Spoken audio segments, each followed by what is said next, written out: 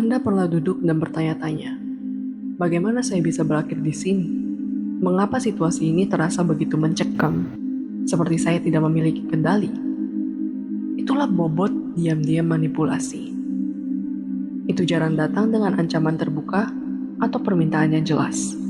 Sebaliknya, itu meluncur tanpa disadari, membentuk kembali cara Anda berpikir. Bagaimana Anda bereaksi, dan seberapa banyak diri Anda berikan sebelum menyadari ada sesuatu yang salah. Halo, dan selamat datang kembali di channel saya. Pada episode kali ini kita akan membicarakan tentang cara kerja manipulasi dan menghindarinya dengan kendali Anda. Jika Anda suka mendengarkan konten psikologis dan perkembangan diri, pastikan untuk subscribe akun ini, karena saya akan mengunggah video baru setiap minggunya untuk membahas hal-hal luar biasa. Enjoy the video.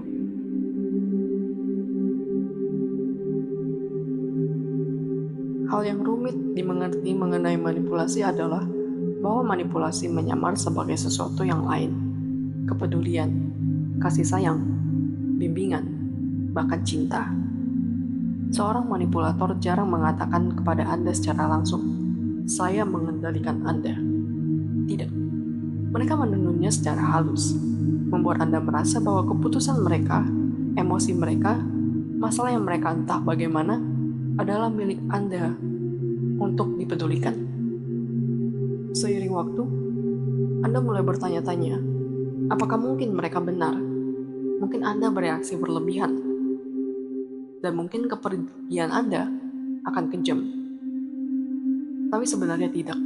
Yang benar adalah manipulasi berkembang dengan membuat Anda mempertanyakan naluri Anda sendiri, mengecoh kenyataan yang cukup sehingga Anda mulai meragukan diri Anda sendiri. Saat Anda mengenali manipulasi, sesuatu berubah. Itu seperti melangkah keluar dari kabut, melihat situasi yang begitu jelasnya, bukan keraguan lagi. Tetapi pengakuan hanyalah langkah pertama. Tantangan sebenarnya adalah mempertahankan posisi Anda ketika manipulator mencoba menarik Anda kembali. Karena inilah yang kebenarannya. Mereka akan terus mencoba. Mereka akan menyesuaikan taktik mereka. Mereka akan membuat Anda merasa bersalah dengan cara yang tidak pernah Anda duga. Mereka mungkin meminta maaf, menjanjikan perubahan, atau bahkan membuat diri mereka tampak sangat rentan. Apapun mereka akan lakukan untuk menjaga kendali tetap utuh.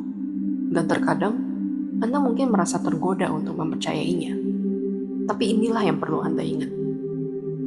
Mereka akan berusaha agar Anda melupakan kesalahan yang pernah mereka buat kepada Anda. Jadi, bagaimana Anda tahu ketika seseorang memutarbalikkan fakta? Yang pertama, Anda terus-menerus berasa bersalah.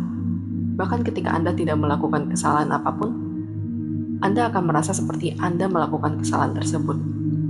Yang kedua, batasan Anda terasa tidak terlihat. Tidak peduli berapa kali Anda mengatakan tidak, itu diabaikan. Yang ketiga, Anda kelelahan dengan hubungan tersebut. Itu menguras Anda, itu membebani Anda.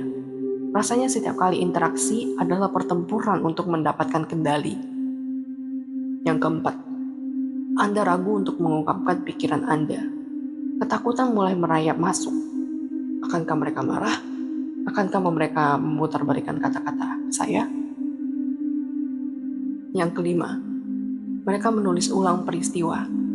Anda mengatakan satu hal, mereka bersikeras Anda mengatakan sesuatu yang lain. Mereka menggambarkan diri mereka sebagai korban, bahkan ketika mereka adalah agresor.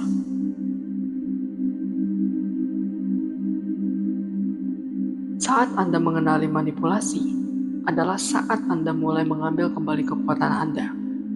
Tapi, itu tidak selalu mudah, karena manipulator tidak pergi begitu saja. Mereka akan tetap berjuang untuk mendapatkan kendali mereka kembali. Kuncinya adalah tetap berdiri teguh. Kenali realitas Anda. Jika ada yang terasa salah, jangan mengabaikannya.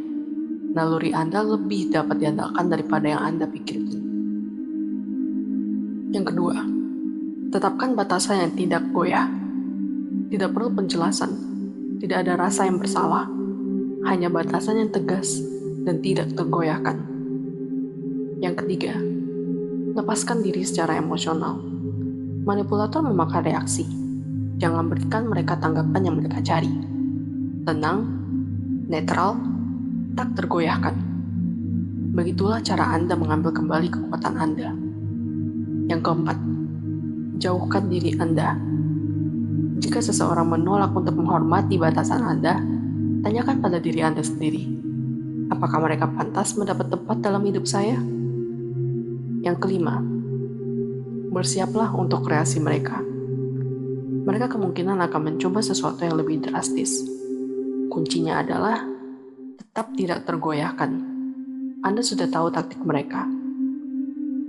Yang terakhir, katakan tidak dengan finalitas. Jangan jelaskan, jangan membenarkan, jangan terseret ke dalam pertengkaran. Saya telah membuat keputusan. Itulah hal yang paling sederhana, tapi tegas, dan juga bisa menjadi pernyataan terkuat yang Anda buat.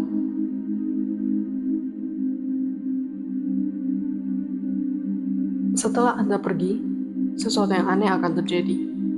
Anda mungkin merasa lebih ringan, tetapi Anda mungkin juga merasa lebih tersesat.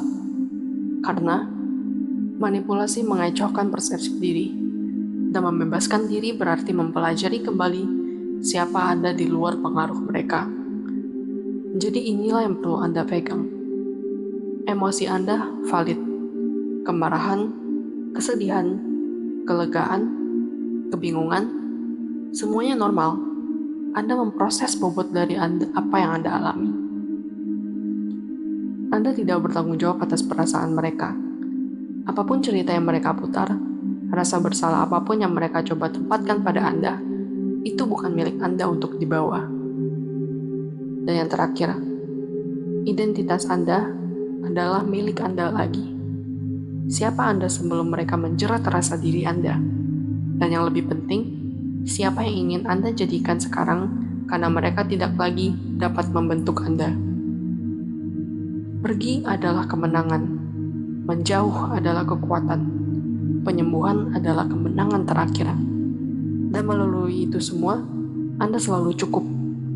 Cukup untuk pantas dihormati, cukup untuk didengar, cukup untuk berdiri tegak, tidak peduli siapa yang mencoba mengendalikan cahaya Anda.